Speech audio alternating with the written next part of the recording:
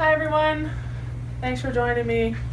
I'm gonna make a presentation on capital punishment, kind of controversial issue here in this country. So before I moved to Colorado, I lived in Texas for a year, and during that time, I came across an article in the newspaper about a botched lethal injection in which the staff mistakenly administered the wrong cocktail of drugs to the condemned, and it resulted in him screaming, it burns, for like an hour and a half before he finally expired. This article moved me and compelled me to do some more research on the subject. And apparently, according to the death penalty information website, botched executions have been taking place 1 to 4 times a year since the 1990s.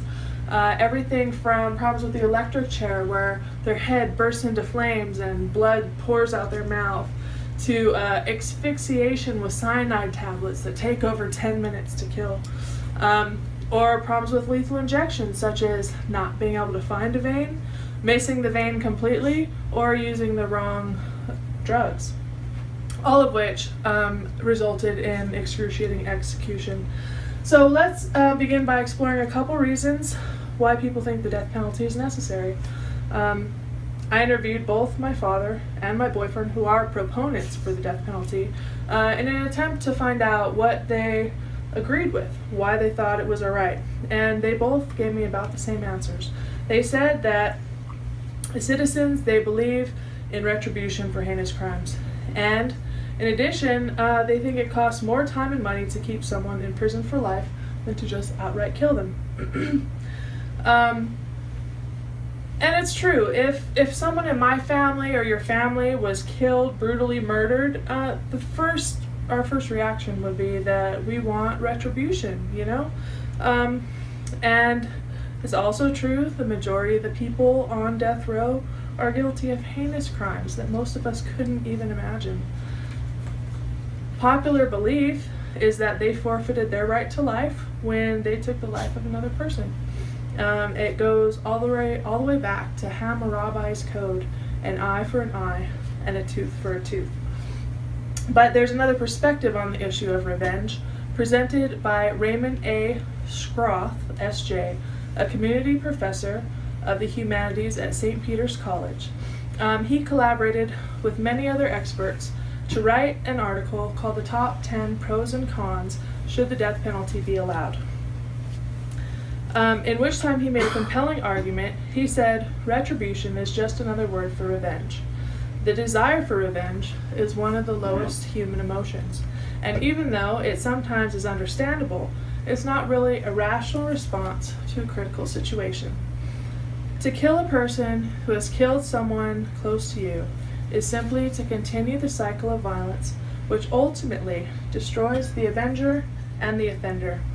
That this execution somehow gives closure to a tragedy is ultimately a myth. Moving on to life in prison versus a death sentence, it seems logical that it would take up less time and resources to just outright kill a criminal rather than keep him alive in prison for life. However, in the same article I just referenced, the executive director of the Death Penalty Information Center, Richard C. Deiter, M.S.J.D., gave his testimony to the Judiciary Committee of the Colorado State House of Representatives regarding House Bill 1094, the cost of the death penalty and related issues. He was quoted in saying, "In my course of work, I believe I have reviewed every state and federal study on the cost of the death penalty in the past 25 years, and one element is common through all the studies, that the death penalty is clearly more expensive than a system handling similar cases with a lesser punishment. It combines the costliest parts of both punishments, a lengthy and complicated death penalty trial, followed, most likely, by life in prison.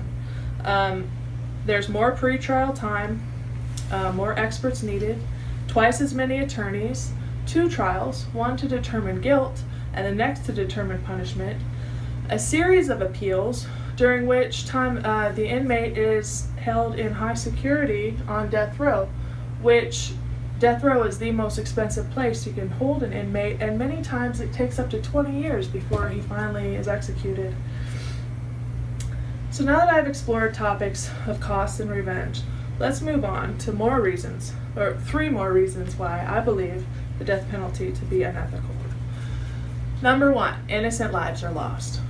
2, racial discrimination is prevalent in the judicial system. And 3 is because the majority of the civilized world has already banned capital punishment.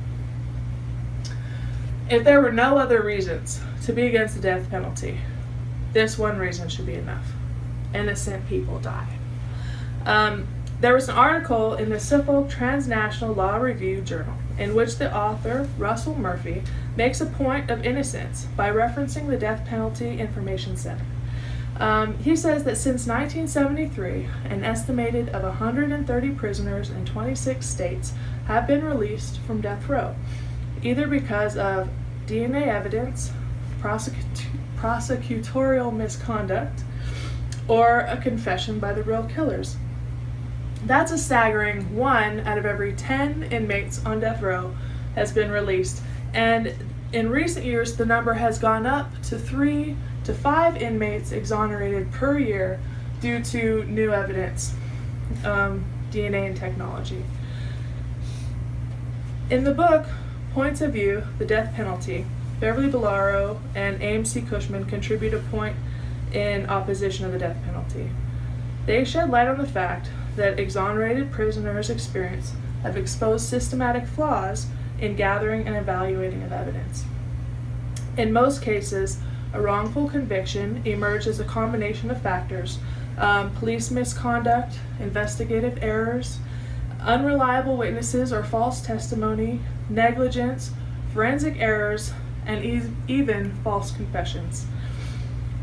J.D. Aronson, the founder and director of the Center for Human Rights at Carnegie Mellon University, and Simon A. Cole, a prize-winning author and professor of criminal law and society at the Cornell University, collaborated on an article in the journal Law and Social Inquiry, which focused on science and the death penalty.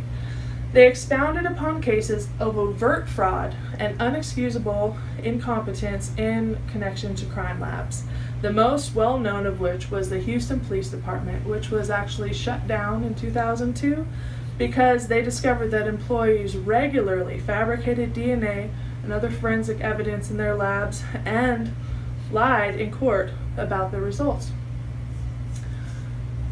I found this quote to be appropriate to the topic, stated by Russ Feingold, a U.S. Senator with a doctorate of jurisprudence. He says, "Let us pause to be certain we do not kill a single person. This is really not too much to ask of a civilized society." In addition to innocent lives lost, the propensity for racial injustice in our judicial system makes capital punishment morally problematic. Louis P. Pojman, director of philosophy at Oxford, and Jeffrey H. Ryman, a William Fraser McDowell professor of philosophy at the American University in Washington, D.C., co-penned a book titled The Death Penalty For and Against. This book they detail how research has found that the death penalty is more likely to be given to blacks than to whites. Among killers of whites, blacks are 5 times more likely to be killed than whites. Since 1976, 82% of murder victims in cases that resulted in executions were white, though whites are victims in less than half of the murder cases in the United States. Of persons executed for interracial murders since 1976, only 4 white men have been executed for murdering black men. 84 black men have been executed for murdering white men. It's clearly disproportionate. So we've discussed how legally sanctioned killing is morally problematic. Now let's take a look at how morality has not escaped the rest of the civilized world. Going back to the Suffolk Transnational Law Review, Russell G. Murphy states the fact that 46 nations in all of the Council of Europe have stopped executions. Bolaro and Cushman add Scandinavia, Russia, South Africa, and most of Latin America to the list of countries that have banned capital punishment. So I ask you this: how can the U.S. be a source of moral leadership in the world while recognizing and citing evolving standards of decency, yet we have not ended a practice most civilized nations have put an end to? Instead, we're keeping company with killers. Bolaro and Cushman go on to detail how in 2005 and 2006, the top 5 executing countries in the world were China, Iran, Iraq, US, and Saudi Arabia, using methods from beheading, electrocution, hanging, lethal injection, firing squad, and even stabbing. We've looked at reasons why revenge may be considered just. However, it's not necessarily a viable recourse for civilized society. We've also looked at how, contrary to popular belief, the cost to put someone on death row is far greater than putting them in prison for life. We have examined how the death penalty is responsible for the loss of innocent life, racial discrimination in legislation, and the fact that we're being left behind by the rest of the civilized world when it comes to the subject of human rights. I hope that even if you don't necessarily share my conviction on the issue of capital punishment, at least you're more informed than you were before I started. I would like to close by taking an excerpt from a counterpoint of The Death Penalty is Necessary, where the authors Jeffrey Bowman and Tracy M. Delasco make a pertinent point. They recognize the fact that the injunction from Hammurabi's code, an eye for an eye, a tooth for a tooth, expresses or was passed down through Western legal law tradition. And this code expresses an explicit desire for revenge. It even suggests that the death penalty is more about revenge than justice. Interesting enough, this is a similar opinion to Albert Pierre Pont, who is the last hangman who was ever employed by the United Kingdom. He wrote in his memoirs, "Capital punishment, in my views, achieved nothing but revenge." As a civilized society, I hope we can rise above our basic, most instincts for revenge. I will leave you with an excerpt from a poem, a few lines written by Michael Perry, an inmate on death row in Texas. He says, "The trial's not fair, everything's rigged, the whole justice system surely is jigged. The judge reads the verdict in just one breath, and I am found guilty and sentenced to death. The state of Texas is being frilled, they found out they have the right to kill. Now I sit here and wait here on death row. I know late some night my life could go. I don't want the needle stuck in my arm. I could never cause anyone harm.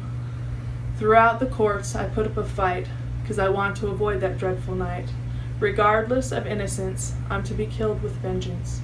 So before I go down this road, I leave you with these few lines, 'cause for now, I've run out of time."